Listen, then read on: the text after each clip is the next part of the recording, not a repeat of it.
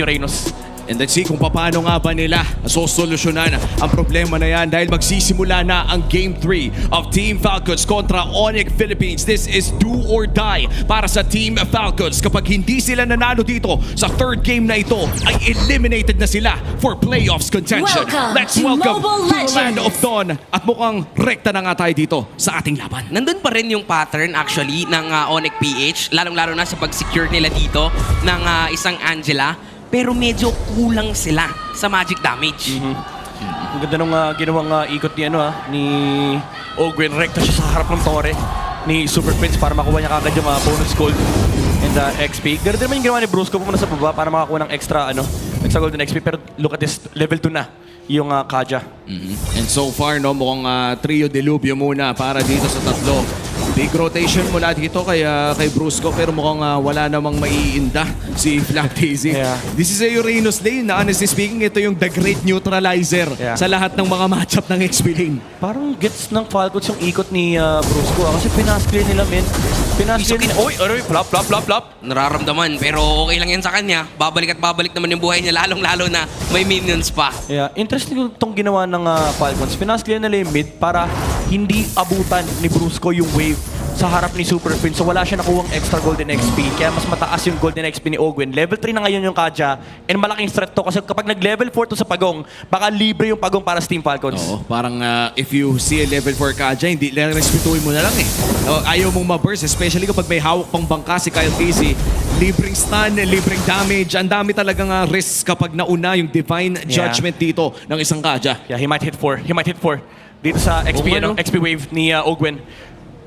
Tapos babalik pa siya sa mid, magdo-double lane si Ogwen. Labanan to ng level 4 ng mga roamers. Uy, pero lamang sa bilang dito ang Onyx Lamang sa bilang dito ang Onyx. Delikado yata si Flap DC. Napaflicker na lamang siya pero aabutan pa rin ni King Kong at siya pa rin ang makakasecure ng kill. What a response coming in from Onyx. Yung kalamangan na binibuild up ng Team Falcons ay pinitik lang out of existence. May airstrike pa na gagamitin dito pero the good thing ay present si Kirk para pigilan yun. Makakakuha pa ng isa pang kill ang Onyx PH pero dun sa likuran si Ogwen makikita niya kung nasaan si King Kong. Hahabol pa rin dito ang Super Fam. Si Ogwen ang kanilang babanatan at na-try nilang patayin na lamang din yung ibon ni Ogwen at successful naman ang Onyx dun.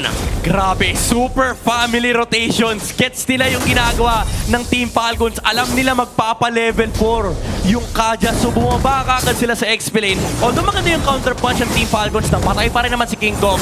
Good zone from Feathered Airstrike. Yung Flicker, Divine Judgment. Kaso problema, ang daming kinumit ng Team Falcons. Ang ending, mas marami yung nakuha ng Onyx. Oo, and then ngayon lamang na ng 500 ang Onyx Philippines at papunta pa lamang tayo sa good part. If you're Onyx Philippines, ito na yung power spike na kanina pa natin pinag-uusapan. Yung papasok na tayo ng second and third turtles. Ito na yung kahit sabihin natin hindi pa kompleto yung mga first item ng Lancelot at Granger, ay napakasakit na kanilang damage. Dagdag pa natin na available yung Heart Guard ni Super Friends. So definitely a challenge for Falcons paano sila mag-burst down. So kailangan talaga sa Falcons dito yung Divine Judgment ni Ogwen. Yeah, by the way, 3 minutes Sky Piercer, Kelra.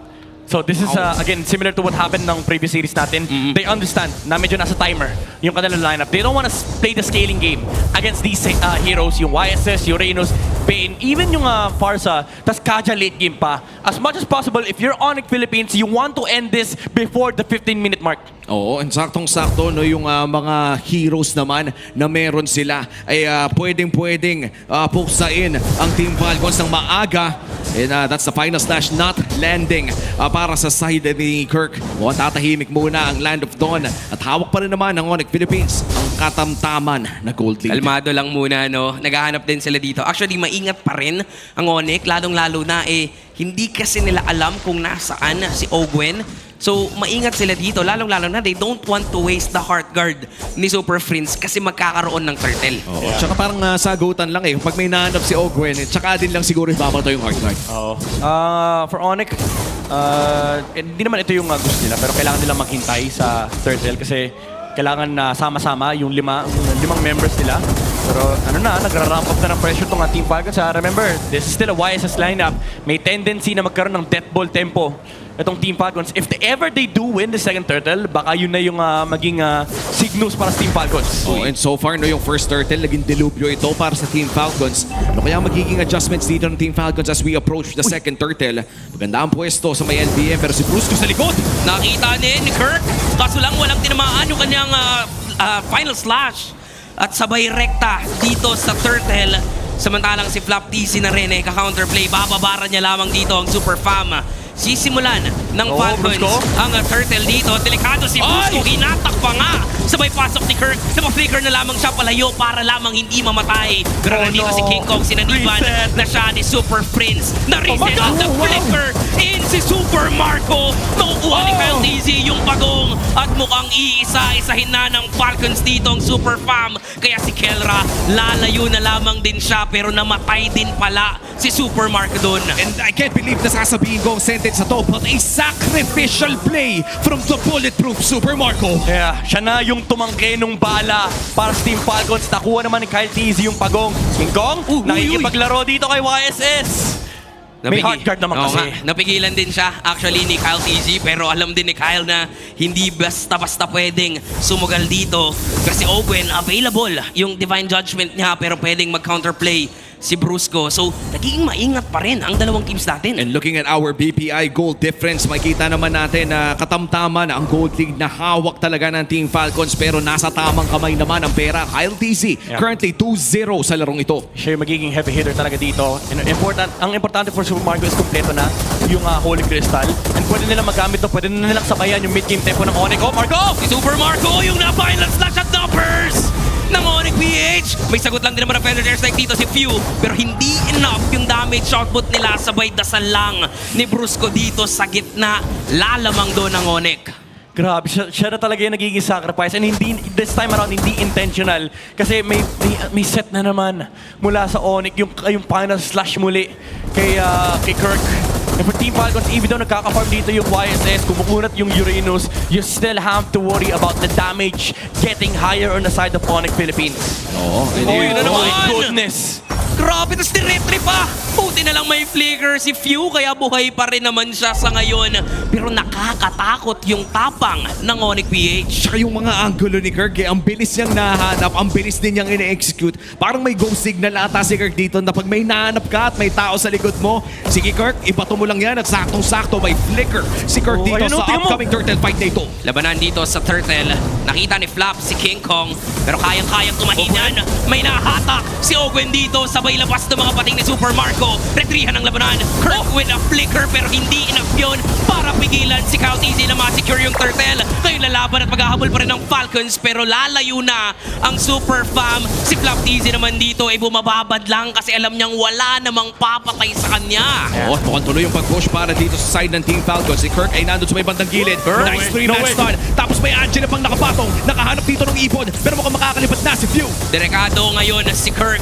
Pwede siyang atakihin dito ng Falcons pero dahil nandyan si Super Prince, a beautiful defense dun sa turret nila sa gitna. Kaya napigilan nila yung push sa may middle lane pero kaya mo bang pigilan si Super Marco? In fact, ibibigay pa ata nila. Hindi, wala silang idea. Di nila kita yung Kalitson. Di nila i-go yung push sa may bottom lane. And Super Marco, makikita siya ng Brusco. Lalayo, uminom ng energy drink eh. Oo, refill lang. Refill lang muna bago mandura ulit. And mukhang magbibigay na ng CCTV footage si Flap TZ sa loob ng purple buff Roamer ng na naman Onyx siya. Philippines. Roamer na muli. Si Idol Flap. Ayoko ng lane kasi hindi gumagana ang passive ko sa lane. Totoo. At least dito may nagmamasahe sa akin. May Mga purple buff. May umaatake sa kanya eh, no? And pag nakita kasi siya ng Onyx, matika-atakihin din siya eh. So okay na okay lang sa kanya. At kung sakaling hindi siya atakin, lagi naman may option para sa Torre. Pero mukhang hindi naman na niya yung kukunin pa. And the best part dito ay kinakain ng YSS yung mga wave niya. Pumasok si Brusco doon with the Raging Sandstorm. Hindi enough yung Divine Judgment para pigilan dito ang Onyx PH. Ngayon naman, magka-counterplay ba ang Falcon si Super Marco dun sa gilid? Pero hindi na sila lalaban pa kasi wala na yung kanilang roamer, Kyle TZ with the ulti. Mukhang maghahanap pa rin sila ng possible trade dito. Pero si King Kong tatahe. Si Kyle TZ ang nakita. So wala pa rin namang mangyayari pero lamang ang Onyx ngayon sa bilang. Pero teka lang, tignan mo si Kirk. May angulo ata. 3 seconds on the flicker sa Arlok na ito.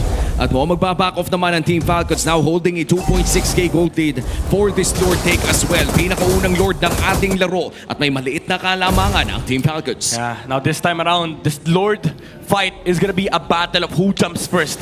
Especially for Onyx Philippines kasi ang kailangan nila isipin dito, may Divine Judgment si Ogwen, may Deadly Catch pang re-engage si Super Marco. Honestly, in terms of ease of execution, mas madali yung buhay ng Team Falcons kasi pwede nila ipasuicide si Flaptizi.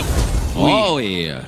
Wala naman. Wala naman. Literally kasi pwede ipasuicide yan kasi hindi, kulang yung damage. Pero ang ng Onyx. nakakatakot din kasi, tinatry ni Kirk. Di ba? Baka sakaling kayanin natin. Oo. Wala namang masamang itry. Tama. Wala siya flicker by the way. Wala flicker yung Arlot. Oh no, that's a big problem para dito sa upcoming Lord fight natin. Kaya naman magpupush ang side ng Team Falcons. Baka makuha na nila. Finally, Lord dito. Final slash sa isa. Oh my Aray ko po, goodness. pare. Nabigyan si Ogwen doon. Pero meron naman daw isa pang roamer, sabi ni Flap. Dalawa naman sila eh. Nandito pa ako pero nag-conceal play. Nag-conceal play ngayon ang Onyx. Sabay simula dito sa Lord. Lalaban ba ang Falcons? Lalong-lalo na wala si Ogwen. Look at this. Positioning coming in from Kirk. Brusco nandyan din. Flaptizi. Here comes the Kong. feathered airstrike. Half HP on this Lord. Ganda nung feathered airstrike dun sa gilid. Pero wait lang ha, si Flaptizi yung tatry nilang first down dito. At nandun yung final slash para lamang sa isa. Oh pero my lalayo din goodness. mismo ang Onyx kasi alam nilang napakakunat ni Flap. Oh. Pero mukhang nakapag-flicker si Flap dun, ha? Yeah, yung mga angulo talaga na harap dito ni Kirk na papanish yung pwesto ng Team Falcons. And even though na-zone nila yung Lancelot kanina, hindi rin naman wala silang capacity na kunin itong Lord na to. Pupunta pa si Kyle TZ sa kabilang side ng mapa. This could be the go signal here for Onyx Philippines if they find a target. Pero maganda ang pwesto ng Team Falcons. Hawak nila yung mga bush sa harap ng Lord Pit. Oo, at ngayon mukhang aangkoran na ng Team Falcons ang Pixel Brush ngayon with the Uranus tanking up the Lord. Magbabak yung Angela pero available naman ang hard card. Wait lang, Brusco! Flicker sabay Divine Judgment enough. Ang dami shot dito ng Falcon. Maghahanap ng counterplay. Delikado si Ogwen. At dun sa likuran, tumatahi na pala si King Kong. Pero hindi enough yung damage output niya para mapabagsak dito ang mga miyembro ng Falcons. Kaya naman 1-for-1 lamang. Roamer para sa Roamer lang.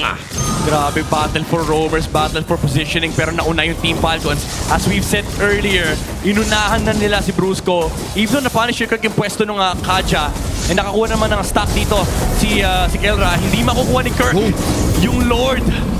And that is a clean Lord para kay Super Marco. Pero magkakabul pa rin si Kirk dito. Oh no! Kaso lang, delikado yung buhay niya. Si Super Prince na mismo ang lalayo pero naghahanap ng trade.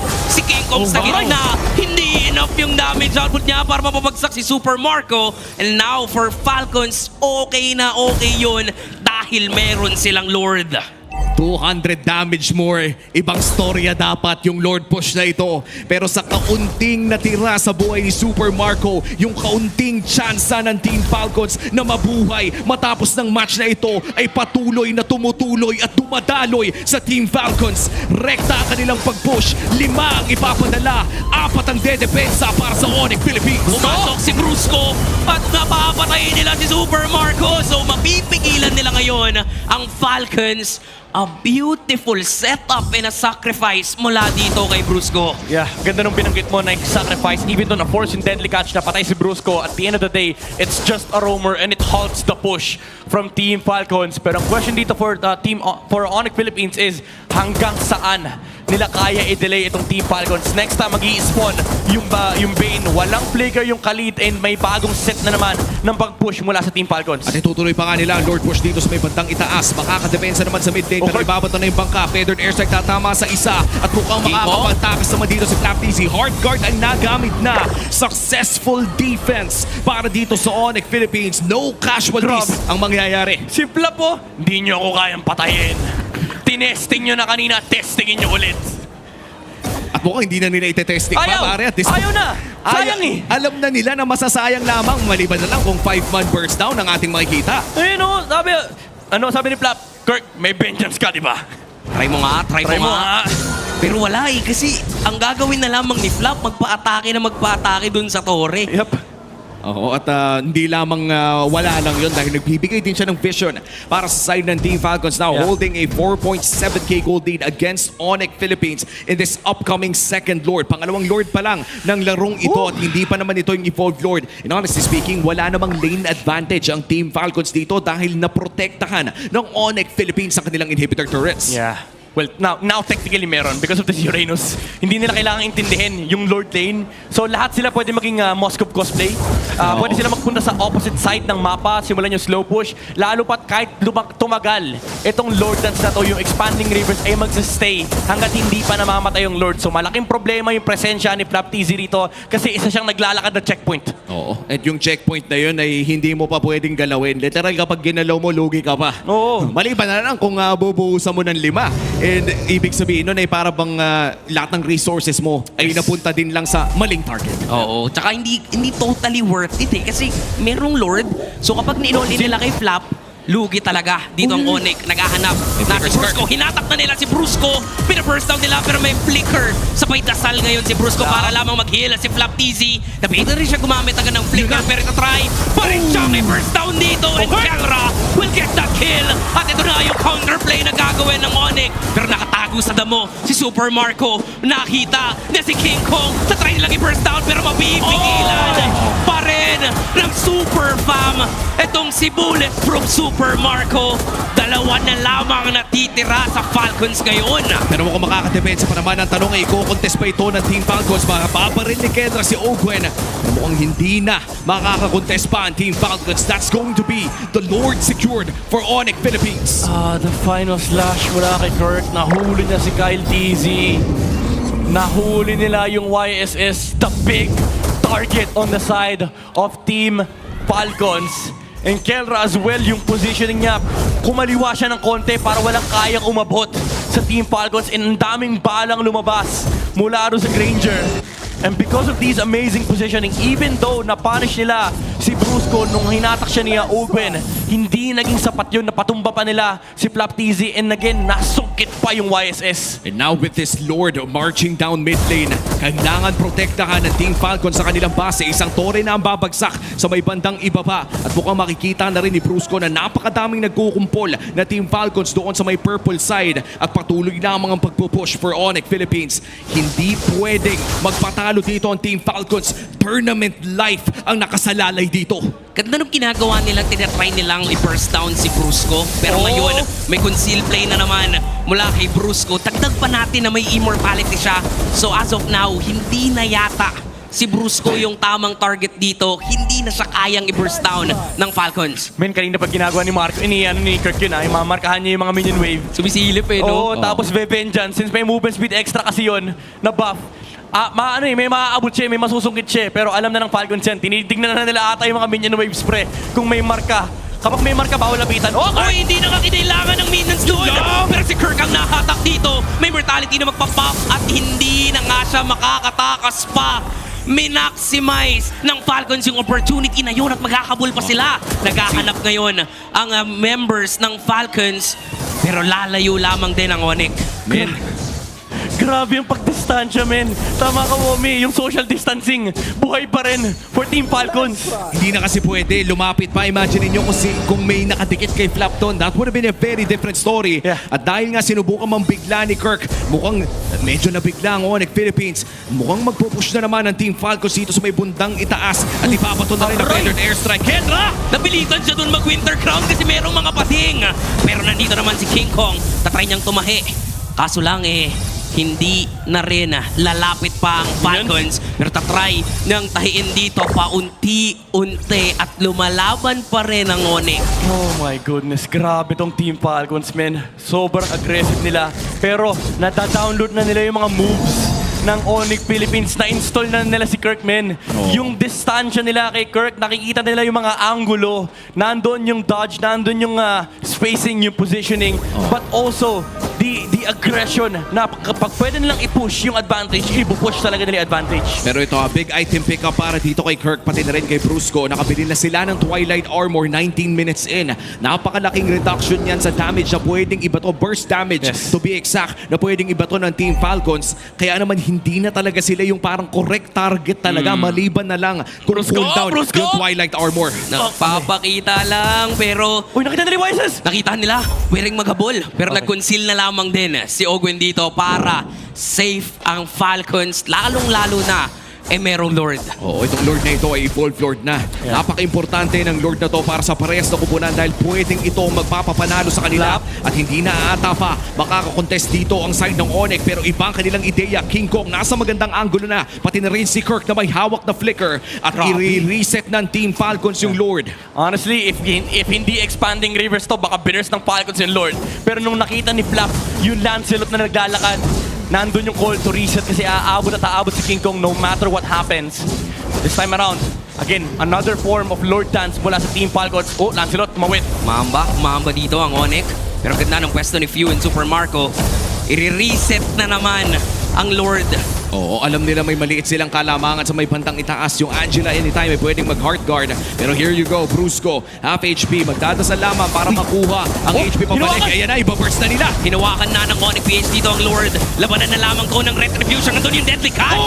Makukuha ni Kyle TC ang Lord. Magka-counterplay pa rito ang Onyx PH. Tatahit si King Kong. Nakita si Super Marco. At mukhang mamamatay na ang bulletproof Super Marco. Makapapag-immortality ni Ogwen. Pero ngayon, si Flap TC muna ang mamamatay. Dalawa para sa dalawa. Equal lang naman ang palitan. Pero si Ogwen ay kailangan Ogwen, magtago. meron siya ulti. Naghahanap sila ng angulo. Mahahanap kaya ni Ogwen ang kanyang target. Pero nandiyan na si Kyle TC. Papanain lamang si King Kong. Feather airstrike looking for Super Blitz. May iwasan niya yung Thorn Throws. At mukhang papagsak na. Yung Thunder Kyle TC! Ibang klase ang pinakita niya dito. At mukhang ito yata ang simula sa paglipad ng Falcons. Immortality ay magpapop